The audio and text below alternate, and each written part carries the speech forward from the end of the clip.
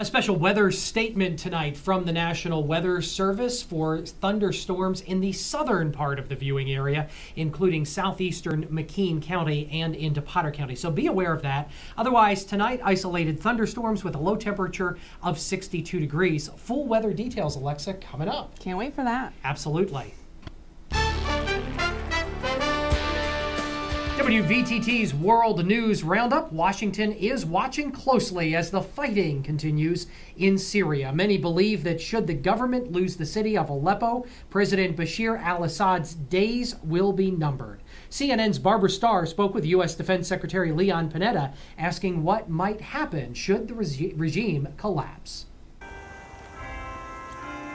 As he paid his respects to American troops killed in North Africa in World War II, Defense Secretary Leon Panetta also faced up to the limits of U.S. military power in this region, especially as the violence in Syria grows. The problem is that it's near impossible to act unilaterally in that part of the world. It's got to be a multilateral international effort to be able to go after it. Why? Because a lot depends, once Assad comes down, what is that country going to look like? Who can develop the kind of transition that is so important to ensuring that that country holds together? And that, frankly, has to be an international effort. For the first time, Panetta is talking in detail about how to keep a security structure in place in Syria when Assad is ousted or leaves. And the best way to preserve that kind of stability is to maintain as much of the military, the police as you can, along with the security forces, and hope that they will transition to a democratic form of government. That's the key. It's nearly 10 years since violence erupted in Iraq after the U.S. disbanded what remained of Saddam Hussein's army. The memory haunts the Pentagon. It's very important that we don't make the same mistakes we made in Iraq. And that particularly when it comes to things like the chemical sites. He says it's crucial to keep Syrian troops at the sites to guard against the nightmare of al-Qaeda or Hezbollah getting inside and obtaining weapons of mass destruction. And the defense secretary hinted the U.S. has an ongoing operation to keep the stockpiles out of harm's way. Operational basis, you spoke of our operations there, meaning Syria. So did the U.S. government, other government agencies like your former agency, have operations in Syria to help assure the security of the chemical weapons? Well, again, I'm not going to comment on specific operations, only to tell you that we are taking every step possible to make sure that those chemical sites are secured. Panetta had a final word of advice for Bashar al-Assad. I would say if you want to be able to protect yourself and your family, you better get the hell out now. Is his life in danger? Oh, I don't think there's any question. But for the Obama administration, the Syria strategy still relies on a diplomatic solution and pressuring the Russians to help get Bashar al-Assad out of power. The only question, perhaps, is whether Assad feels that pressure. Barbara Starr, CNN, Tunis.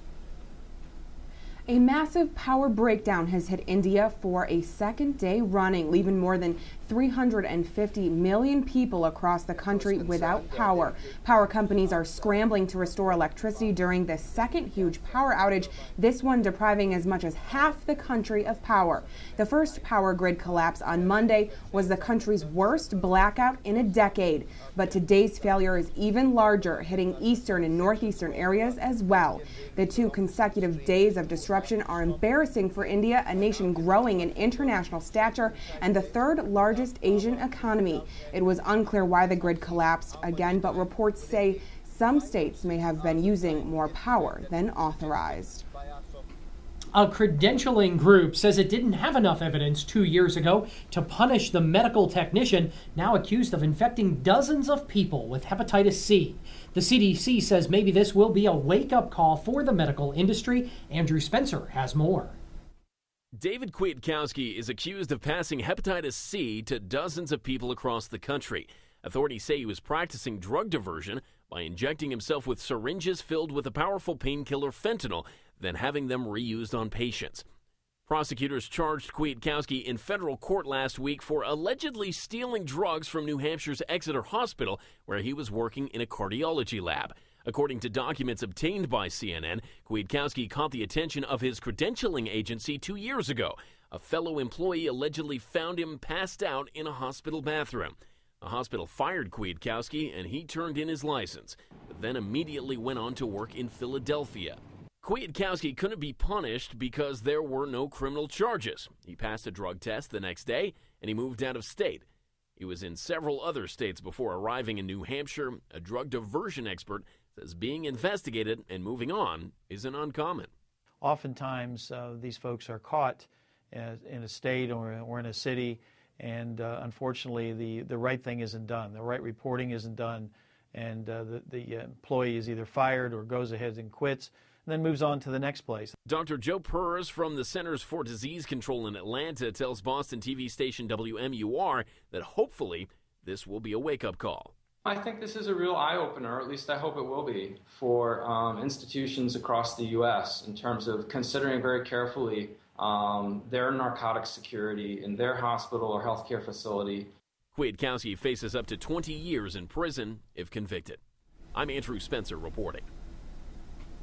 A bill was passed today by both the New York State Senate and New York Assembly that will help keep teens safe. Minors will now need written parental consent before receiving any body piercings, a law that was signed by Governor Cuomo to help cut back on teens getting infections and blood-borne diseases attained through body piercings. Governor Cuomo says that body piercings can result in severe health risks, and it's our obligation as New Yorkers and parents to make sure that our teens are taking every precaution to remain healthy and safe. About 20% of all body piercings result in infection. Well, keep it here on News Channel 25, WVTT Sports up next.